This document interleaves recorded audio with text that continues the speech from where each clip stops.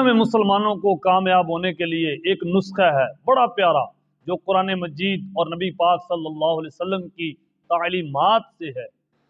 وہ کیا ہے؟ نسخہ، کمال کا نسخہ۔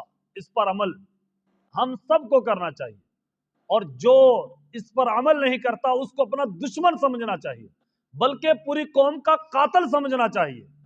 پوری قوم کا قاتل لفظ کو سمجھیے۔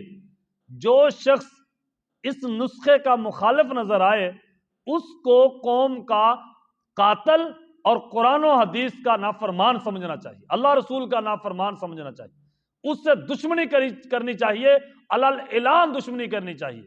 وہ معیار کیا ہے؟ ایمانداری، انصاف، ایمانداری، انصاف۔ اب پاکستان 146ویں نمبر پر آیا ہے ایمانداری میں۔ آنا کس نمبر پر آنا چاہیے تھا؟ پہلے نمبر پر۔ اور نمبر کتنے ہونے چاہیے تھے؟ 100/100۔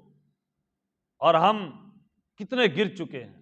ہمارے تمام ممالک کو دیکھیے، ایمانداری میں کون سا نمبر ہے؟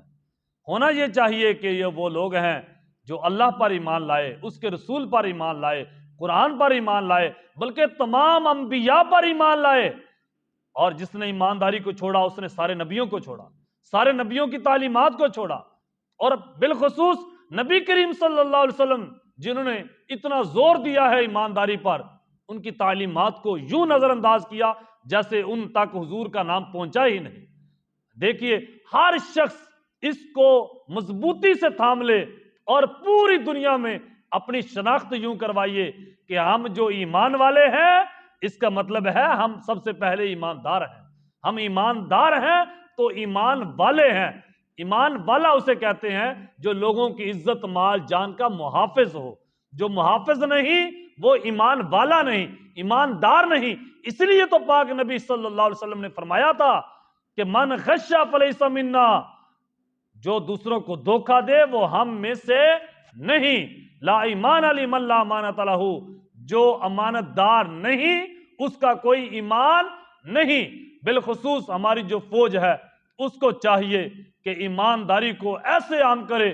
ہر ملک، اسلامی ملک کی فوج، صومالیہ ہو، جبوتی ہو، موریتانیہ ہو، مصر ہو، لبنان ہو، لیبیا ہو، وہ کوئی بھی ملک ہو، وہ ملیشیا ہے، انڈونیشیا ہے، یہ سارے مسلمانوں کے ملک ہیں، اور ہمارا بنگلہ دیش ہے جو پہلے ہمارا حصہ رہا ہے۔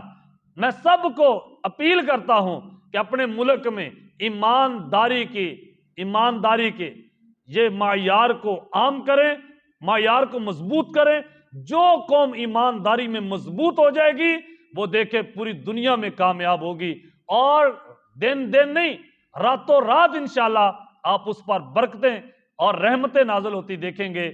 آپ ایک چیز کو مضبوطی سے پکڑیے، وعدہ کیجئے کہ انشاءاللہ میں اپنی زندگی میں اپنے گھر میں ہوں، باہر ہوں، سامنے بیوی ہو، والدہ ہو، یا اپنی بہنیں ہو، بھائی ہو، والد ہو، بیٹا ہو، کوئی بھی ہو، گویا کہ دفتر میں ملازم کیوں نہ ہو، جب بھی کام کریں گے انصاف سے کریں گے، جب بھی بات کریں گے انصاف والی کریں گے، کسی کے ساتھ دھوکہ نہ ہو، دو نمبری نہ ہو، کسی کے ساتھ فراڈ نہ ہو، کسی کے ساتھ ظلم نہ ہو، زیادتی نہ ہو۔ اگر کسی کے ساتھ زیادتی کی ہے، آپ چاہیں غریب سے غریب ترین کیوں نہ ہو جائیں، اس کی زیادتی کو دور کریں اور اس سے معافی مانگیں۔ جو مال لوٹا ہے اس کو واپس کیجئے، پھر دیکھیے اللہ مسلمانوں کو دوبارہ وہ عروج دے گا جو عروج حضرت عمر فاروق رضی اللہ تعالی عنہ کے دور میں مسلمانوں کو ملا تھا۔